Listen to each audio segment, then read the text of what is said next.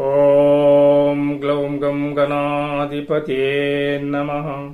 ఓం శ్రీం శ్రీమద్విరాట్ విశ్వగాయత్రీ పరబ్రహ్మణే నమః. ఓం శ్రీం పరబ్రహ్మణే పరమాత్మనే హరిహర వీర బ్రహ్మేంద్రాయ నమః.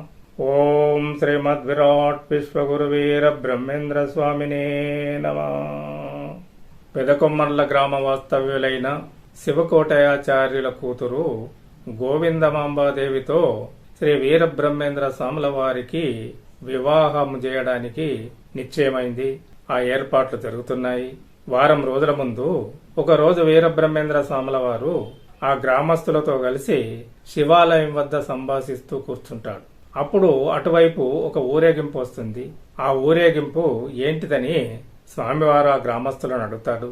అప్పుడు ఆ గ్రామస్తులు అంటున్నారు, ఈ గ్రామంలోని పెదకాపు కుమారుడైనటువంటి పిచ్చిరెడ్డి కొంతకాలంగా అనారోగ్యంతో బాధపడుతున్నాడు. ఈ రోజు మరణించాడు. అదే ఈ శవం యొక్క ఊరేగింపు అని చెప్తారు. ఆ శవం శివాలయం ముందుకు రాగానే స్వామివారు ఆ శవాన్ని దింపి పరీక్షించి దివ్య దృష్టితో చూసి ఇతని ఆయుష్ తీరలేదని గ్రహించి స్వామి యొక్క పవిత్రమైన హస్తంతోని ఆ శవాన్ని స్పృశిస్తాడు. ఆ పెదకాపు కుమారుడైనటువంటి పిచ్చిరెడ్డి బ్రతికి లేచి కూర్చుంటాడు.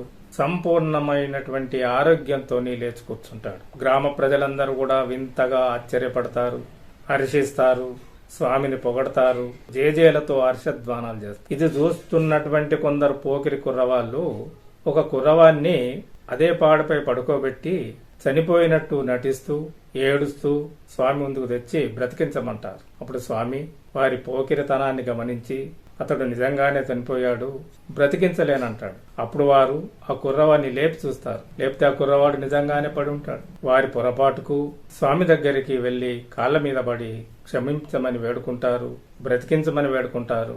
అప్పుడు స్వామివారు కరుణతోని వారిని క్షమించి ఆ కుర్రవాడిని మళ్లీ బ్రతికిస్తాడు.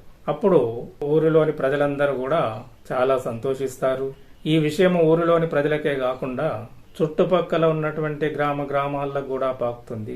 చుట్టుపక్కల గ్రామాల్లో ఉన్నటువంటి ప్రజలందరూ కూడా స్వామిని దర్శించుకోవడానికి, వాళ్ళ జీవితం ధన్యం చేసుకోవడానికి పెదకొమ్మర్ల గ్రామాన్ని చేరుకుంటారు.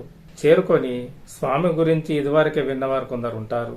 వారు ఆ గ్రామంలోని గ్రామ పెద్దలకు చెప్తారు, స్వామి చాలా మహత్యం కలిగినటువంటి వ్యక్తి. బనగానిపల్లెలో అచ్చమ్మ గారికి కాలజ్ఞానం బోధించాడట, అన్నాజయ్యకు కాలజ్ఞానం బోధించాడట, బనగానిపల్లె నవాబుకు కాలజ్ఞానం బోధించాడట. పుట్టుగుడ్డి అయినటువంటి అచ్చమ్మ గారి కుమారునికి నేత్రదానం చేసి కనుచూపు కలిగించారట. పల్లె కాపరులు కూడా స్వామి గురించి గొప్పగా చెప్తుంటారు. స్వామివారి కూడా తన యొక్క దైవత్వాన్ని అన్నాజయ్యకు బోధించాడట. తాను ఇప్పుడు ఎందుకు అవతరించాడో ఆ విషయాన్ని కూడా అన్నాజయ్యకు బోధించాడట. యుగ యుగాల్లో తాను అవతరించినటువంటి విషయాన్ని, ఇప్పుడు అవతరించినటువంటి విషయాన్ని కూడా అన్నాజయ్యకు తన మహత్తునంతా కూడా బోధించాడట. మనం ఈ గ్రామంలో స్వామి యొక్క కాలజ్ఞానాన్ని విని తరిద్దాము, స్వామివారిని కాలజ్ఞానం బోధించమని అడుగుదామని వారందరూ గ్రామ పెద్దలతోని విచారిస్తారు. అప్పుడు గ్రామ పెద్దలందరూ కూడా స్వామి దగ్గరికి వెళ్లి, స్వామి మీరు బనగానిపల్లెలో కాలజ్ఞానం చెప్పినారట, మా గ్రామంలో కూడా మీ కాలజ్ఞానాన్ని వినిపించి మమ్ములను పునీతులను చేయండి స్వామి అని ప్రాధేయపడతారు. అప్పుడు స్వామివారు సరేనంటారు. ఆ రోజు రాత్రి సభను ఏర్పాటు చేస్తారు. ఆ సభకు చుట్టుపక్కలలో ఉన్నటువంటి గ్రామ ప్రజలందరూ కూడా పెదకొమ్మర్ల గ్రామానికి చేరుకుంటారు. స్వామివారు కాలజ్ఞానాన్ని బోధించారు. ఆ బోధించినటువంటి కాలజ్ఞానంలో కొంత భాగాన్ని మనం ఇప్పుడు వింటున్నాము. ఆ కాలజ్ఞానం ఏ విధంగా ఉందంటే, 5,000 అబ్దంబులరిగిన మీద కలియుగంబున నన్ని ఖండంబులందు భరత ఖండమునందు బహువిధంబులుగా పాపకార్యంబులు ప్రబలంబులగును. పరతంత్రులైనట్టి భారతీయులకు పరమత ధర్మాలు పరవేశ భాషాలాదరణీయములైపోయి కడకు స్వమత భాషా ధర్మ పతనమ్ము గుర్చు పరమార్థ సంపద వర్ధిల్లజేయు వైదిక విద్యలు భ్రష్టంబులగును. కూడుగుడ్డలకైన కొరగాని ఎట్టి ఐహిక విద్యలెనభ్యసింపంబడు. అందాంగ్ల విద్యయే అన్ని జాతులకు అతి ముఖ్యమై జీవనాధారమగును. తన్మూలమున వర్ణ ధర్మములెల్లా తారుమారై పాపభారంబు పెరుగు. పసలేని చదువుల ప్రాబల్యమునను మొండివాదంబులు ముందుకు వచ్చు.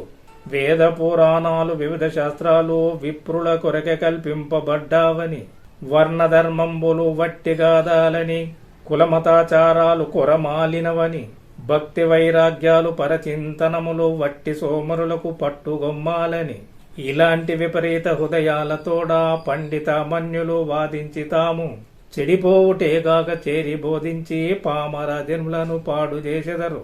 5000 నావల వచ్చు ప్రభవ పార్థివ వత్సరంబుల మధ్య అతి భయంకరమైన అవని ప్రళయము సంభవించు విశేష జన నష్టమగును.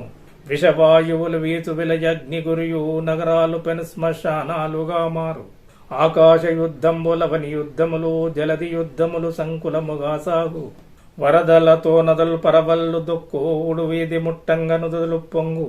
వైని శైలంబులు వదనముల్లెలు చూపెను తుపానులు రేగు బీభత్సమగును. పంటలు పాడవును పశునస్తమగును ఆకలి పెనుమంటలు ఆకాశమంటూ. భరతఖండం 2 భాగంబులగును కాశ్మీర దేశంబు కడగన్ల జిక్కు. వంగదేశం మృత్యుభవనమై పొక్కు. ఔత్తరాహులు కత్తులాటలాడెదరు దాక్షిణాత్యుల ధర్మదాసులయ్యెదరు. ప్రాచ్యులన్యోన్య వైరముల మృగ్యెదరు పాశ్చాత్యులధిక వైభవముగాంచెదరు. వేద విద్యలు మాని విప్రులందరును అధమ జీవనములో నలమటించెదరు. స్త్రీ విక్రయంబులు చెడ్డగా జరుగు నయధర్మ పద్ధతులు నట్టేటగలియు. కులమతాచారాలు గుర్తింపబడక సంకరోద్వాహాలు చాలగా జరుగు. దేవాలయములు భూదేవాలయములు ఆశ్రమ భూములు నపవిత్రమగును. అధమ జాతుల వారలర్చకత్వంబు సాగించెదరు చట్ట సమ్మతమ్ముగను. పాషాండ భావాలు ప్రబలంబులగును భోజ్యంబులగు దేవ భూములర్థములు. రాజాను ధర్మం బంటమాని ధరలో ప్రజాను మతం బెధర్మామని చట్టబద్ధంబుగా శాసింపబడును.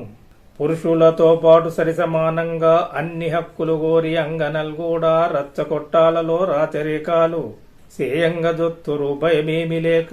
సరికట్టకీ రీతి సంఘ వ్యవస్థ తలకిందులైపోవు కలుషంబు హెచ్చు. ఉత్పాదములు పుట్టు ఉరివిపై నిన్ను గగనంబునందొక్క నగమంత చుక్క పుడగట్టున దాన్ని పుడగాంచు నరులు. నిర్నిమిత్తముగా నెత్తురుల్గక్కి కంటాలు బిగిగా గడిచిపోయ్యెదరు. వింతలెన్నో పుట్టు వివరింపరాక ఎర్రచీమగనిపించు నేనుంగుమడికి. మనుజులతో మహామారి మాటాడు కుక్క చందంబున కుక్కుటంబరుచు. అంబారవము చేయు నదము గోవువలె పీయూషము జనించు వేపమ్రాకునను. అమృతాంశుడు దయించు నమవాసనాడు. పిండి పిండైపోవు కొండలన్నీయును అరికట్టబడు ప్రవాహములన్నీ కడల. ఒక యావునకు పుట్టునొక వింత దూడ దానికి తలలైదు యోనులు 2. ఒకటి మానవయోని ఒకటి గోయోని. పల్నాటి సీమలో బ్రహ్మను నింట కాకర కుంచింత కాయలుగాచు. బనగాని పల్లెలో పాతర మీది చింత చెట్టుకు పోయు చేమంతి పూలు. మస్తులారని బిడ్డ మాటాడగలుగు 4 నెలల బిడ్డ నడవంగ నేర్చు. పూర్వజన్మము తెల్పు 3 ఏళ్ల బిడ్డ 5 ఏళ్ల బాలకూడాగమర్థములు పండితులు మెచ్చంగ భాసింపజాలు. కనకదుర్గమ్మ నెక్కొనిన శైలమ్ము భావికాలమ్మున బ్రద్దలైపోవు. ఆ పైన నాదేవి నందుండలేక కంది మల్లేపల్లె అందుండవచ్చు. కర్నూలు పురికి ఉత్తర దిశ నుండు శివదమ్మున వేప చెట్టుండు పుట్టు. అతి విచిత్రముగా నది వృద్ధి పొందు. భక్తితో ప్రజలు 32 నాళ్ళు దానికి పూజలు తగను నర్చెదరు. ఆ మీద నద్దాని యాకుల నుండి దుర్గంధ వాయువులు దోచెంచు మివల. వాని పిలిచిన వారి మేనుల నిండా బొబ్బలేర్పడియమ పురికి బోయెదరు. ఈ రీతి జననష్టం ఎంత కలిగినను ఆ ఏటికి అద్భుతముగా పెరిగేటు జనసంఖ్య నరుకట్టు కొరకు పలు తెరంగుల పాటు పడు ప్రభుత్వంబు. భ్రూణ హత్యలు నేరములు కాకపోగా ప్రోత్సహింపంగబడు మున్ముందు పుడమి. ఇది భూతగా గొని ఏ భీతి లేక వ్యభిచార భూతం వ్యవహితంబుగను. విహరించు నెల్లడ విషయలౌల్యంబు మితిమీరు ధార్మిక చ్యుతి సంగటిల్లు. స్త్రీ పురుషుల మధ్య పాపవాసనలు మించు భూమాత క్షోభించు నవ్వేల. చెన్న పట్టణములో క్షితిసూరు నింట 6 ఏళ్ల బాలకు నతి విచిత్రముగా మగబిడ్డ జన్మించు మరిని సింగునకు హస్త చతుష్టయ మక్షిత్రయంబు. పాదద్వయము తల పైన కొమ్ముండు. ఈ వింత మగబిడ్డ 22 దినములు జీవించి జనుల బ్రబడగా. వీరభోగ వసంత విపుడేగుదెంచు అదను సమీపించే నంచు వ్రక్కుచ్చి. కనుమూయు మామక పునరాగమమునకు అదే గుర్తు ప్రజలార అవతరింపుండిది. నా పునారాగా మనమునా దారినికి శాంతిభోగ సుఖాలు సమకూరగలవు. ధర్మధేనువు కల త్రాసముల్మాని 4 కాళ్లతో నడవంగ నేర్చు. అనుగలమై పరమాస్తికత్వంబు విశ్వతో ముఖముగా పెంపొందగలదు. మాలిన్యమెల్లడ మాసిపోవంగా మానవత్వం దీప్తిమంతంబుగాగా శ్రీరామరాజ్యంబు సిద్ధింపగలదు అని ఈ విధంగా వీరబ్రహ్మేంద్ర స్వాముల వారు పెదకమర్ల గ్రామ ప్రజలకు, చుట్టుపక్కల నుండి వచ్చేసినటువంటి గ్రామ ప్రజలందరికీ కూడా ఈ కాలజ్ఞానాన్ని బోధిస్తారు. వారు ఈ కాలజ్ఞానాన్ని భక్తి శ్రద్ధలతో విని తరిస్తారు. వారి రాబోయే తరం వారికి కూడా ఈ కాలజ్ఞానాన్ని అందించే ఏర్పాటు చేసినారు. దానివల్లనే మనం ఈ రోజు వినగలుగుతున్నాము. మనం కూడా మన బంధుమిత్రులకు, శ్రేయోభిలాషులకు, భక్తజనులకు కూడా ఈ కాలజ్ఞానాన్ని అందించి రాబోయే తరం వారికి కూడా అందించేటువంటి ఏర్పాటు చేద్దాము. స్వామి యొక్క దివ్యానుగ్రహాన్ని పొందుదాము, పునీతులమవుదాము. అందరికీ శుభం శుభం శుభం.